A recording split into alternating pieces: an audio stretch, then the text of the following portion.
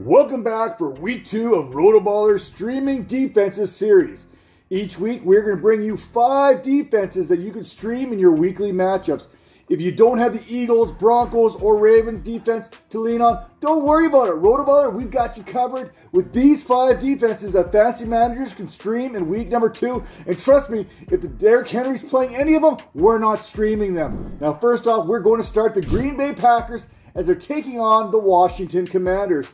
It is a short week for the Packers and Micah Parsons, but I saw enough from this Packers team to consider them a top 5 defense for fantasy moving forward. In Parsons' Packers debut against the Lions, not only did Parsons sack Jared Goff, but he also pressured the Lions quarterback into a turnover. Expect Parsons to be on a snap count due to some moderation there as he's working his way back from that back injury and having the short week. But Rashawn Gary, he's playing opposite of him and picking up sacks himself, 1.5. And the Packers, they are going to get pressure on opposing quarterbacks. That pressure, it limited Goff and company to just 225 passing yards. And while the Lions ushered in a new era without Ben Johnson calling the shots, it was an impressive display by Jeff Hafley's defense.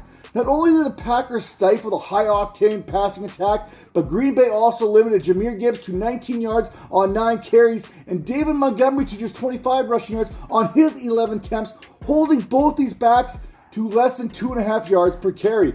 Now, considering that the Commanders played the Giants last week, the offense seemed, a little underwhelming considering the preseason hype. Jaden Daniels, he was fantasy gold. He threw for 233 yards and a touchdown, added 68 yards on the ground.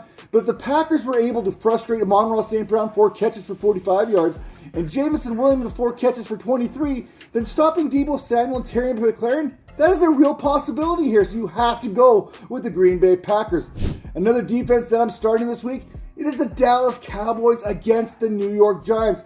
Dallas, they no longer have Micah Parsons on this defense, but against the Eagles, they proved they are still a formidable unit. Not only did the Cowboys hold the Eagles to 24 points, but they also held Jalen Hurts to 19 and 23 passing. You know what, that's pretty good, but for just 152 yards. They also held Saquon Barkley to 60 yards rushing and 84 total yards. A.J. Brown, Devonta Smith, these wide receivers for the Eagles, they were non-existent, combining for 4 receptions and 24 receiving yards. Hurts, he was the only real fantasy producer thanks to his 14 carries, 62 yards, and a pair of touchdowns. Now, against the Commanders, Russell Wilson, he only completed 46% of his passes for 168 yards. He did have 44 yards rushing on 8 attempts. While Wilson can still be a threat with his legs basically out of necessity, he's nowhere near the same tier of running threat as Jalen Hurts happens to be. Look for Dallas to send pressure this week once again after generating pressure on 42.4% of Hurts dropbacks to open the NFL season. If they bring the same type of pressure against Wilson, and Wilson continues to struggle throwing the ball, then the Jackson Dart era, it may be ushered in sooner rather than later itself. Now, another defense I'm starting, how about the San Francisco 49ers as they take on the New Orleans Saints?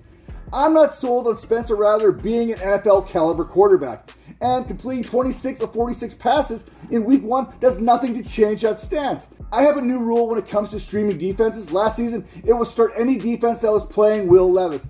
This season, I'm going to target Spencer Rattler week in and week out. 214 passing yards and 46 passing attempts. I don't think we really need to go into much more detail than that. With that low passing total, Chris Olave, he was held to 54 yards. That was second on the team to Juwan Johnson, 76. Rashid Shaheed, he had 33. Brandon Cooks, he chipped in with 26 of his own. Meanwhile, out in Seattle, Jackson Smith and Jigla, he enjoyed himself a nice 9-catch, 124-yard performance.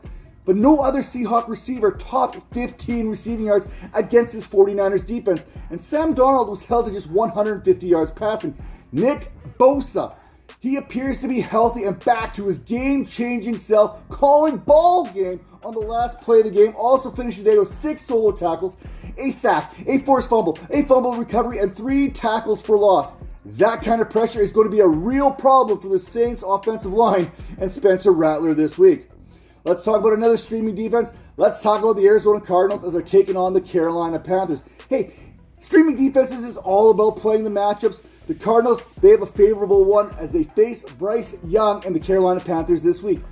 Last week, Carolina, they limited the Saints to 208 passing yards, 107 rushing yards. Meanwhile, down in Duval County, the Panthers, they were only able to muster 142 passing yards and 113 yards on the ground against the Jacksonville Jaguars.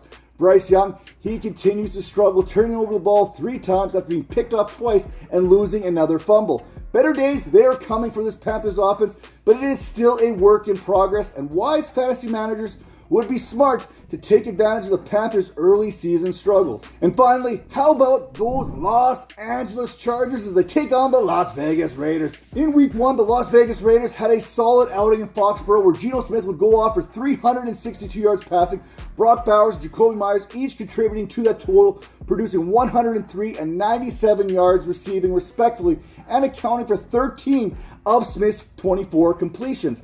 As for the Chargers, they held the Kansas City Chiefs to just 21 points, limiting Patrick Mahomes to 258 passing yards and a touchdown that ended up in Travis Kelce's hands. Now, of note, Brock Bowers, he did leave that Raiders-Patriots game with a knee injury after taking a bit of a shot to it.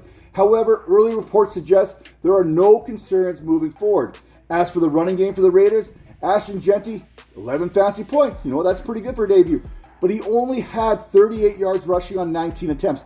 Now, for the Chargers, they dominated in the run game. They're going to look to do so once again as they held the Chiefs to 9.4 fantasy points total, holding Isaiah Pacheco and Kareem Hunt to a total of 41 yards on the ground. In fact, Patrick Mahomes, he was the Chiefs' leading rusher there, getting himself 57 yards on the ground, something I don't believe many expect Geno Smith to duplicate this week. But if you want to duplicate that winning feeling that you had last week, then if you haven't already done so, make sure you hit that like button and hit that follow button, and make sure you head over to RotoBaller.com for all the latest news and fantasy analysis. And we will see you next week.